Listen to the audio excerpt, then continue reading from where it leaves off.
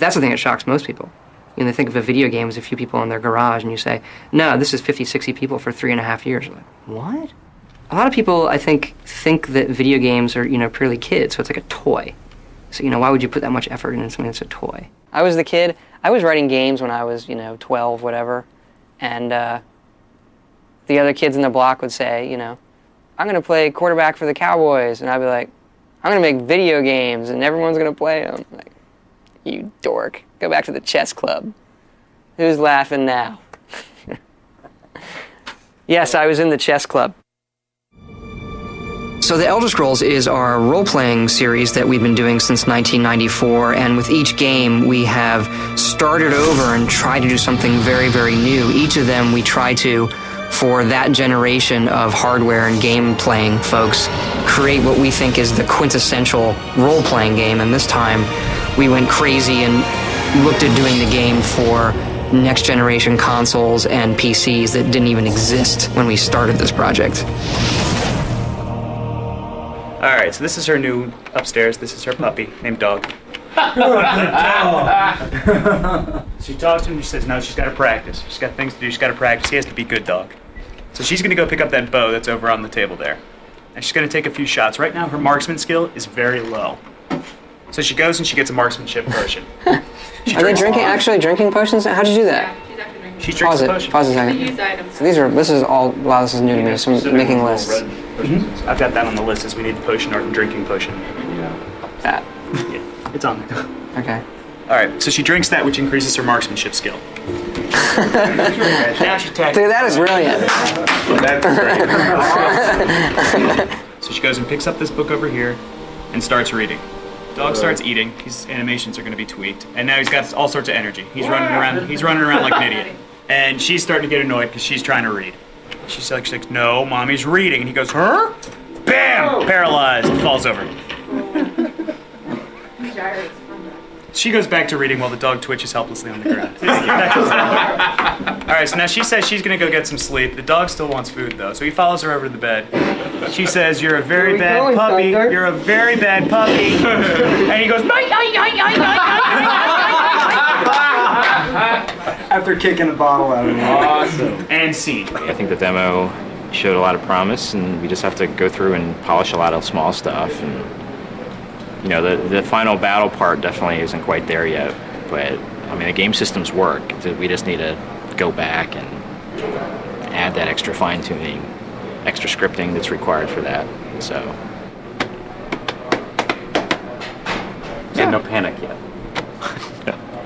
You guys are waiting for this panic, and I don't think it's quite going to come. What's at stake here? There are two big focuses for E3. So one is the demo, and we'll go in there, have a big giant plasma screen, and it'll be, you know, me and Todd in there just talking to people about the game and kind of running through the same demo every hour on the hour. And then the second thing would be the trailer. It has to be awesome. It can't miss. It's the most important thing we're doing because it gets seen by everybody.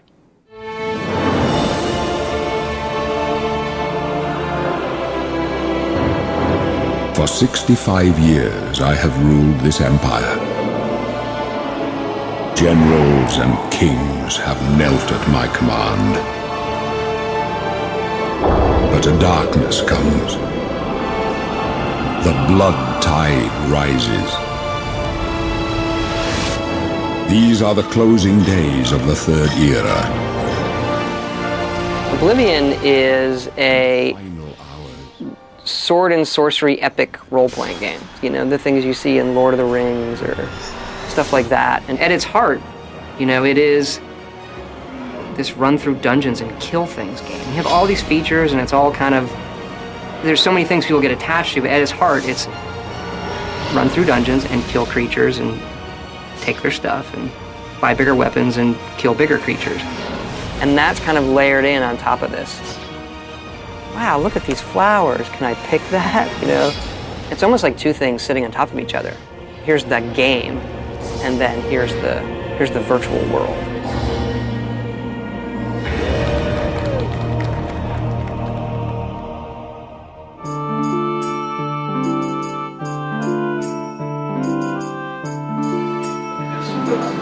Yeah, so like the tripwire is perfect for like you want to give the player a chance to avoid it, to feel like they see it, or to use it against the creatures. Again, we'll be liberal with those traps. I'd rather add too many and have people complain and take them out, rather than have That's empty what I'm spaces. thinking right now with loot and creatures.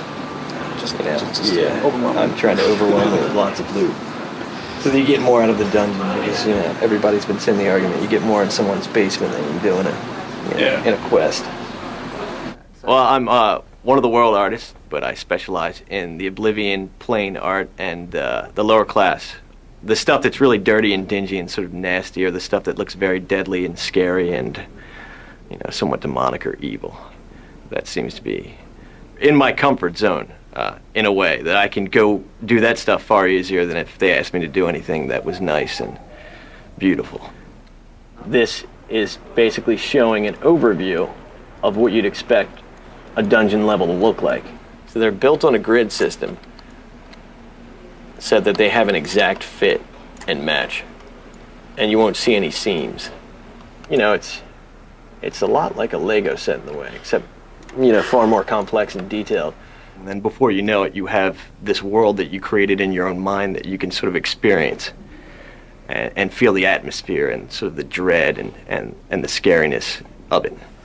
And this is where you find your first area that's inhabited by traps. So my goal is, I'm hoping the player walk over to the treasure chest and walk through all 3 of these zones, therefore setting off all 3 of these traps up here, here, and here.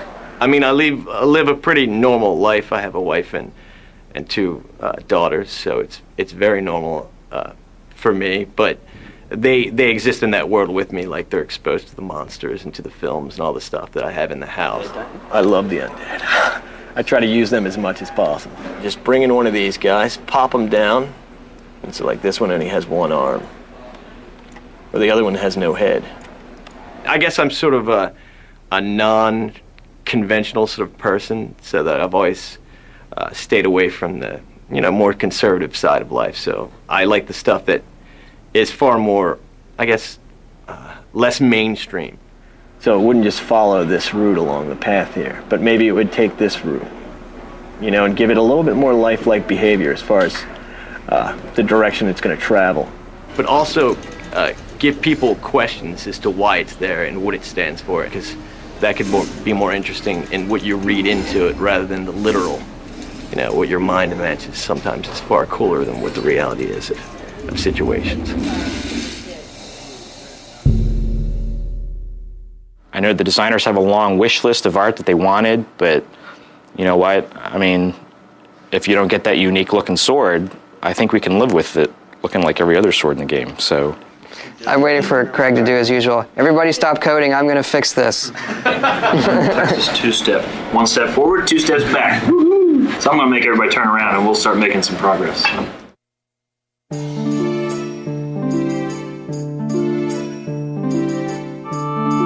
I think the big thing is the AI we have in the game. We designed this system, Radiant AI, that allows the people in the world to react really intelligently, and they sort of have their own goals, so they can look at their environment around them and decide how they want to accomplish them.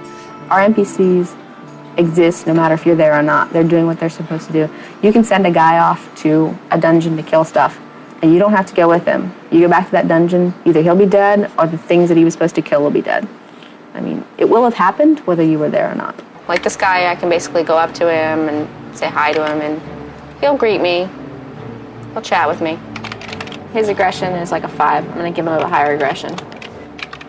So now he really hates my guts. He tremendously hates my guts. So we're going to move over here, and he's immediately going to go combat with me. The guy behind him is a guard. So he committed a crime by attacking me. So the guard will attack him. These other guys are just trying to stay away. So eventually he figures out the guard is a much dangerous target than I am, because I haven't struck him once, so he'll fight the guard. But the good guard saved me, kept me from getting killed. One of the initial things we had was we turned it on so the guys could all do their stuff, and some guy went around town, some NPC you couldn't even see, went around town and bought all the armor. So when you went to the stores, there was nothing for you to buy. It's like a ship that's bringing all these water leaks, and we're constantly filling them up. Did you realize the player can easily steal a horse, ride it to this guy's place, leave it in his house, and steal all his money when the other guy goes out and tries to ride the horse, and hilarity ensues? When you have something that's powerful, it has a great capacity to be really cool or a great capacity to really make insanity. They're my actors, they're my children, they have to behave properly. When they're not acting right, everyone comes looking to me. So yeah, I talk to them and I have them set up and know what they do. And yeah, it's kind of odd, but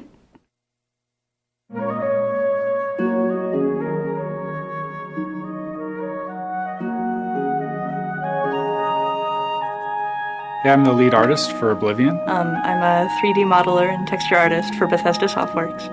I work mostly on environmental and city art. Yeah, I mean, I get a chance to really look at every aspect of the game artistically, but primarily I focus on the environments. Well, it originally starts out as me just thinking about things while I'm working. But later on, after I have, some good source images, I'll do a pencil sketch like this that's more defined and something that I can model from. Yeah, I think it's really hard to come up with an interesting idea for something that's evil. It's a lot harder than you think. A lot of times I think it looks really cool, but it's not necessarily scary. Actually, this is kind of the most fun part of the game sometimes, because you're still making up ideas. It might not get in the game, but it's, I don't know, you just get to make up crazy stuff, and it's cool, So we are in Shaden Hall. This is the overhead view in the Elder Scrolls construction set, which we use to build the game. This is where we put in all the houses, the trees, paint all the landscape textures on, everything like that. And then these are our little door markers over here. This indicates that this is a door you can go through. There are a few things that might not look like doors, but they are. Yeah, this well behind the abandoned house might be used for nefarious practices, or it could be a secret door. It's really fun because, we go everywhere to find source photographs. Like, we took a day trip to DC one weekend and we just took tons of pictures of buildings, trying to get the just the right, stone pattern and making sure that we photographed everything we possibly can, just in case. Well, I took the photos I took here, I ended up using for a lot of the Imperial City base stonework. Yeah, so it ends up, looking somewhat boring to you, but, we can take the edges of these stones here on the ground or all the little stains in there and use those and build a whole new wall in the game. Can't get over how much this looks like something in the game. It looks really nice, even like just the top part of it over there. Actually, a hard thing to find generally is just finding nice patterns, just architectural details, just things that we can put into a building to give it some more decoration. A really good example is you can see the coffered ceiling, and I tried to build something just like that in the temple in the Imperial City. So I tried to recreate something very similar to that. It's actually the top of a dome, but I'm using it for the top of an altar instead. So once I add all these different layers into it, it's more like the final texture. We've been able to make this living, breathing city that's like actually there. It's like, man, I totally live here.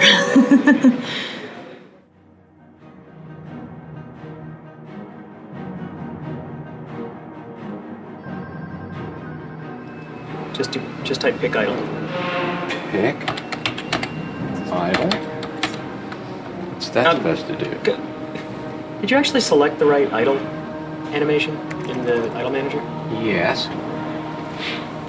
Click on the candle. We have over 100 bugs and tasks open in the database, and that number fluctuates anywhere from 50, and we've had over 300. Candle fact 01. So essentially, you didn't go ask anybody who made this up? No, it doesn't work. I asked Dawn, and she told me to do this. She's still bluffing. It all ties together. It's all one big bundle of this is the universe, and you touch something here and it moves something over there. Now, you have duration 1. I have duration 1. In put a duration 0. Well, I used 0 before, but that's the Well, that would get rid of the problem you think you're having. And he did nothing. See? I mock you. What's his energy? 50. Oh, that's high. Set it to 5. Low energy idle more. Oh. No, he didn't do it anyway. He just finished it. That could well be a bug. If you run through the demo now and see the lightning effect, the fireball effect in the bookstore is messed up. But if you don't see the lightning effect, it's fine.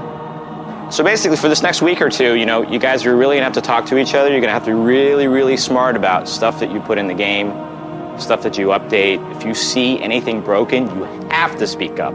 Do not assume that QA is gonna catch it, that I'm gonna catch it, or someone else is gonna catch it.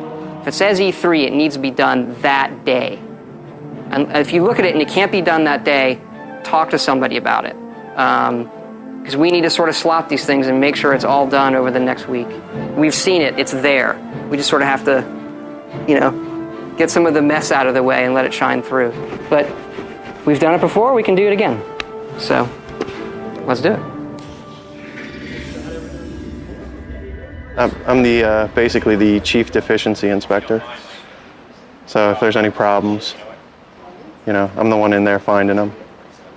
Primarily, I'm looking for crashes. Anything at this point specifically that's going to make the demo look incomplete. Like, the worst thing that could possibly happen is for it to crash while we're showing it to people. Oh, there it is. You see that? How'd you do that? Hey, Chris. It's that power attack thing where you get stuck. Can I kill every creature in the game? Can I soul trap every creature in the game? Can I click every button in the game? Can I exit the game from everywhere in the game? If I save the game this way, does anything get messed up? If I go here and save, does anything get messed up? I think we should throw a fireball here, but that's up to you. Because I think it looks... No? Now you've ruined everything. But it looks so cool going down there. Yeah. That's the beauty of my job is I get to do everything hundreds of times. Minimum 2 times an hour, 10, 12 hours a day, 30 a day all week. Hey, that's like 150 times this week.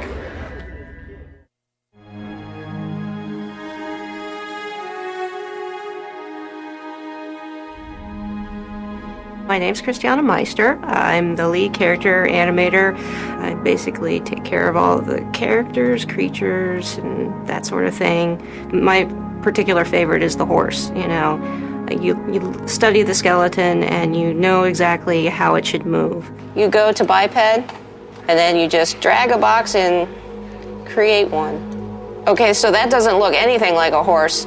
You have to then create the structure by scaling the bones, rotating them. It looks really crazy right now, but you start off with your base skin and try to match up your skeleton with that.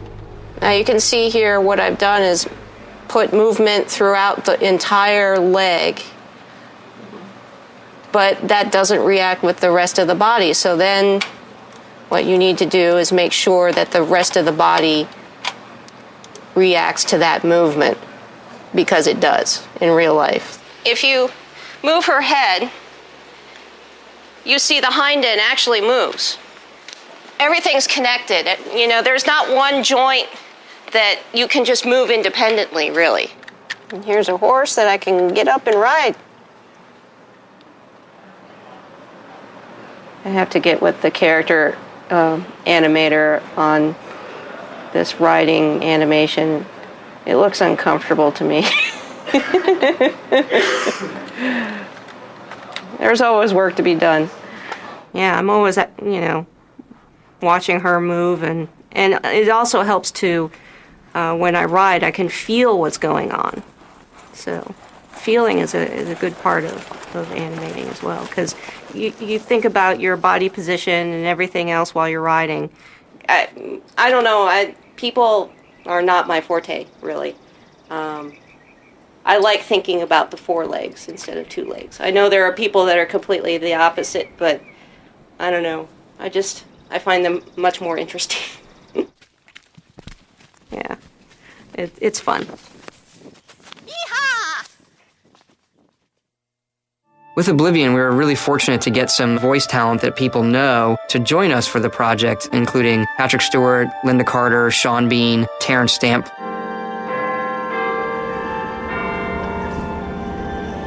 I'm always anxious about getting her late. God, if I miss this. I tried to get on an earlier flight. We got to the airport early, but they wouldn't let me on it. So, Superman 1 and 2, kind of my formative years, when I was 6 or 7.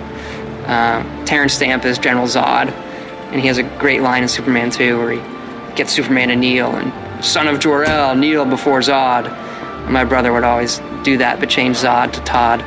So just over the years, one of those things, for 20-some years, just keeps going, and now I'm gonna meet him, and if I can get him to record it, send it to my brother, that'd be great. As for the rest, the weak shall be winnowed, the timid shall be cast down, the mighty shall tremble at my feet and pray for pardon. Your reward, brothers and sisters, the time of cleansing draws nigh. Weakness will be purged from the world, and mortal and immortal alike purified in the refiner's fire. That gave me goosebumps. Terrence Stamp plays kind of he's the bad guy. Somebody who comes from a different line of kings, who wants to make this world his own. So he's kind of a priest. He's not a cackling maniac. We like to have our bad guys be a little grayer. We want that moment where the player goes like, maybe he's right. You think I mock you? Not at all. In your coming, I hear the footsteps of fate. You'll tell me if I'm overdoing it, won't you? Yeah. Impossible. It's impossible to overdo it.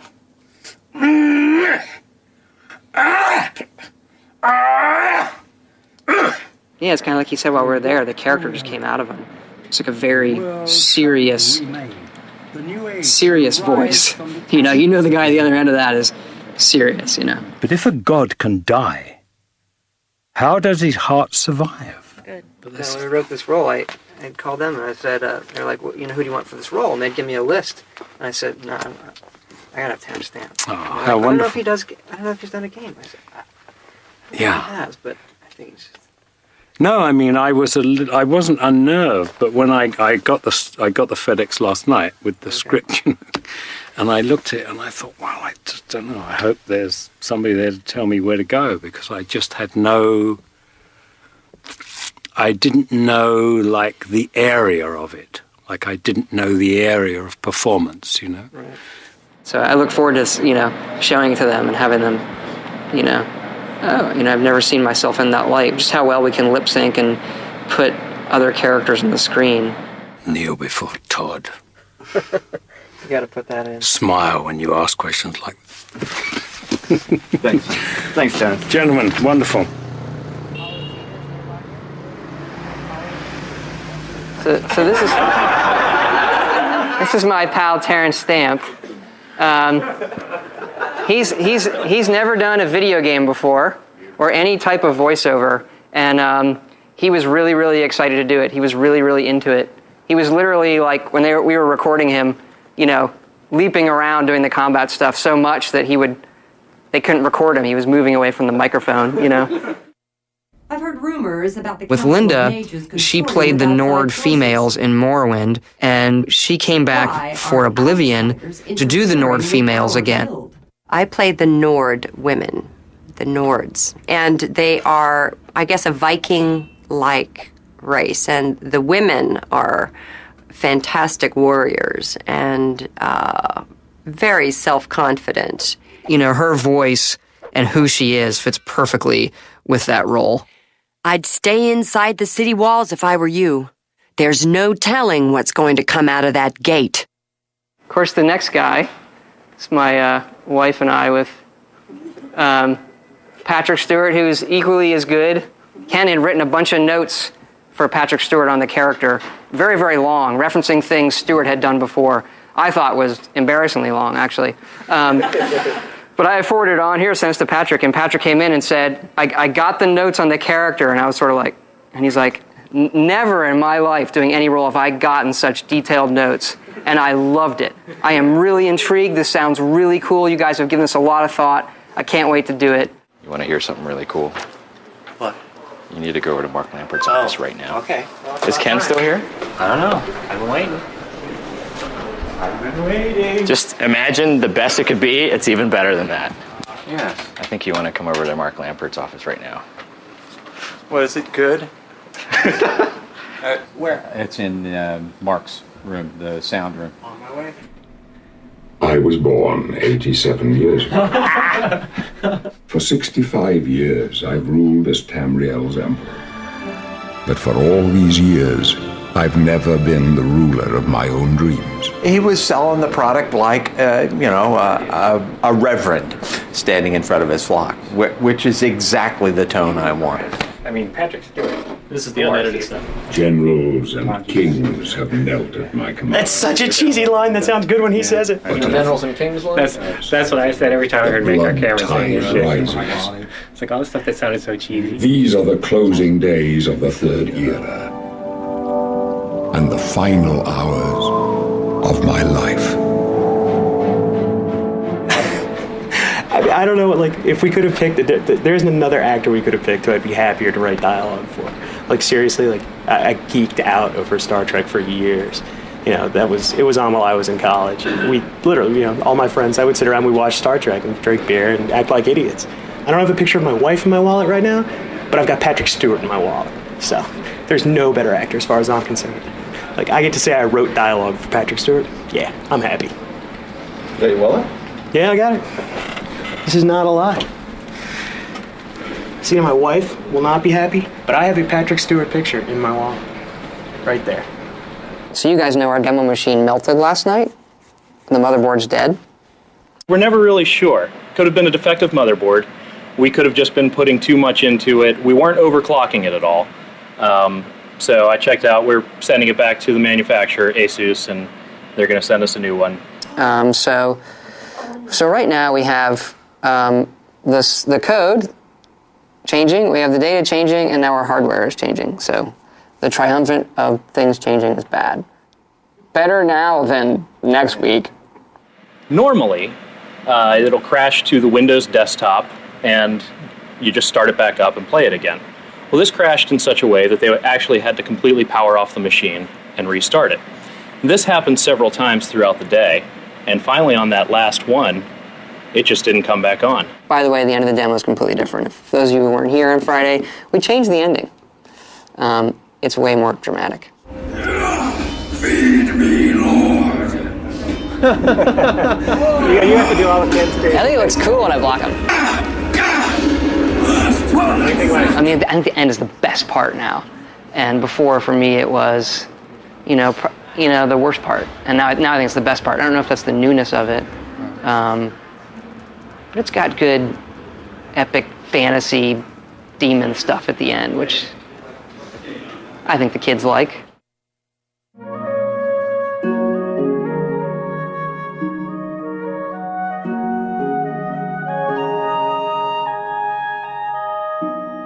Yeah, the Force stuff for us has always been the kind of rendering-wise the craziest thing that we're trying to do, and the thing that also has the biggest visual impact of the game. People see it, wow, I've never seen that before.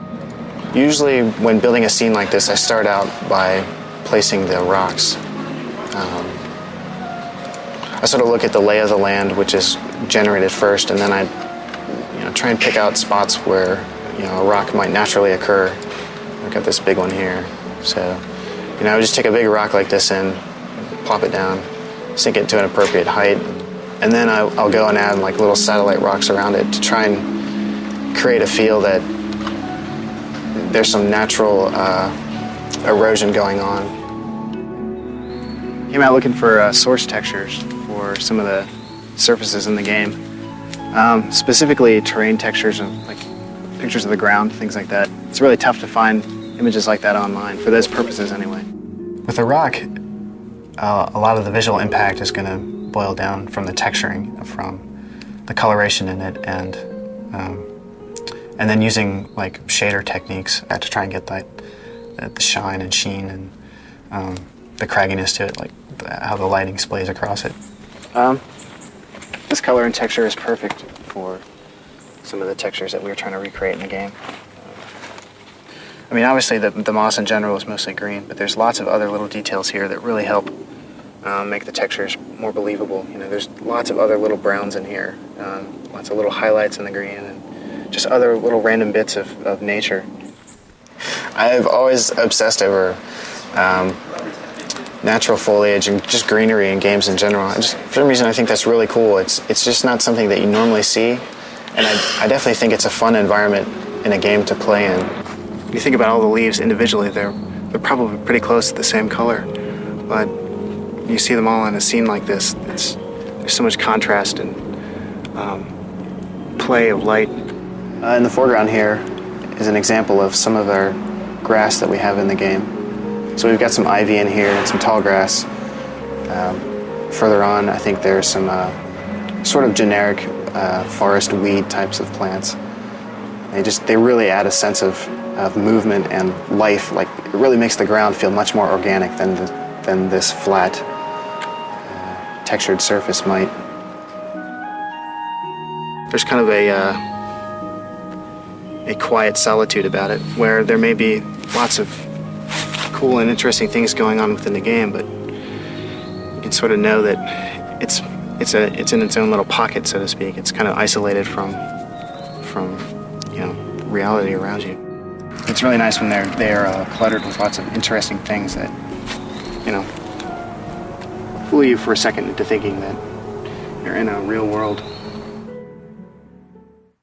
Well, it's Thursday now, Thursday morning, and E3 starts next Wednesday. However, the computers need to be shipped out and they need to arrive there by next Monday, so we basically have until tomorrow afternoon before we basically have to stop work. The machines get packed up and they get shipped off. We're on schedule. It's taken all late nights, deep into the mornings the last 2 weeks, but looks good.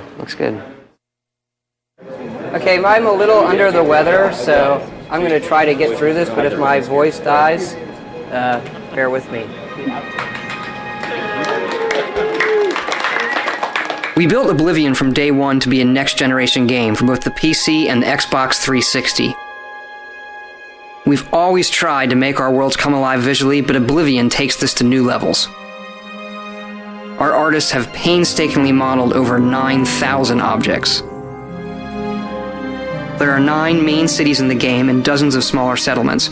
Over 1,000 NPCs live in Oblivion, all with their own schedules and jobs. Good morning!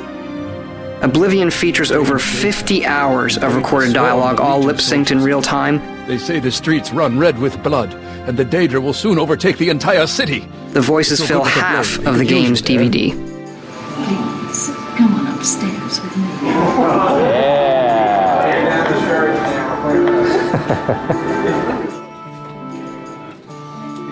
I don't know what kind of titanium alloy packing stuff they've got, but whatever it is, I just hope it can take a push out of a plane at 30,000 feet.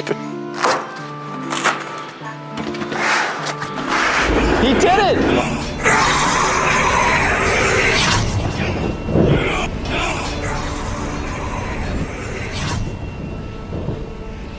Now I just need to make sure that works all day. If you do not have any big buttons, proceed through the register. If they don't like it a lot, I'll be really disappointed. It's all about meeting expectations. It could still be like one of the best games there, but if it doesn't meet their expectations...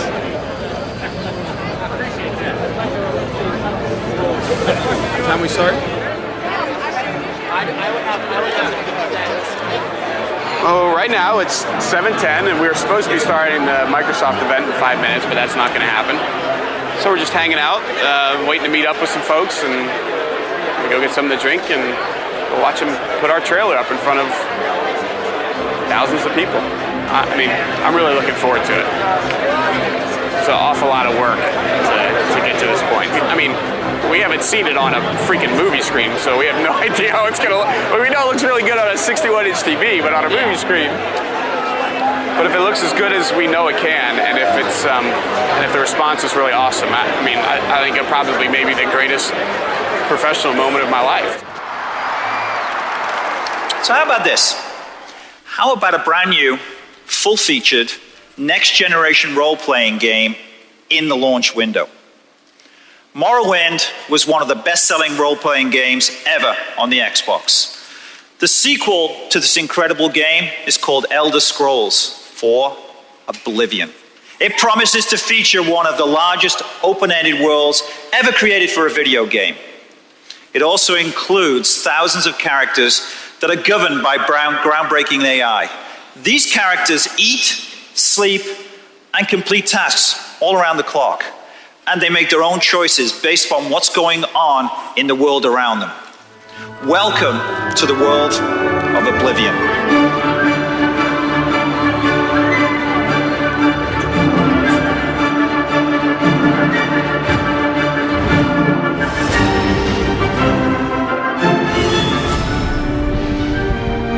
Hi, I'm Todd Howard of Bethesda Softworks, and welcome to our presentation of the Elder Scrolls IV Oblivion.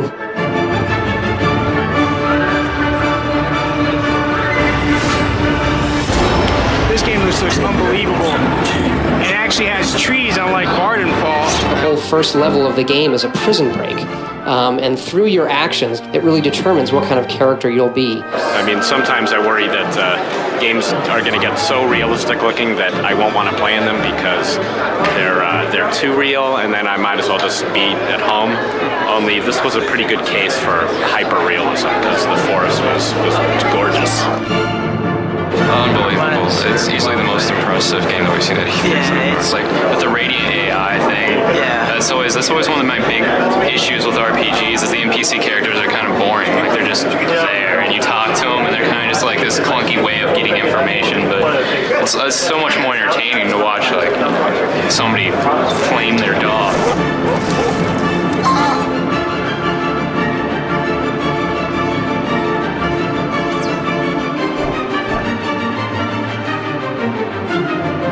Oh my God, have you seen our booth? It's off the hook.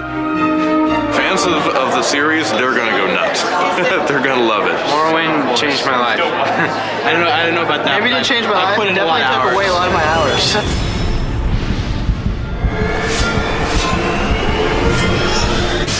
We look back at what people really liked about role-playing in the first place.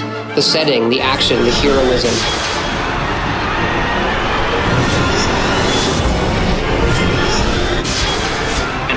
When that guy came, I don't know if you've seen it or not, but when the guy came out of that Oblivion portal, that was cool. He was so cool.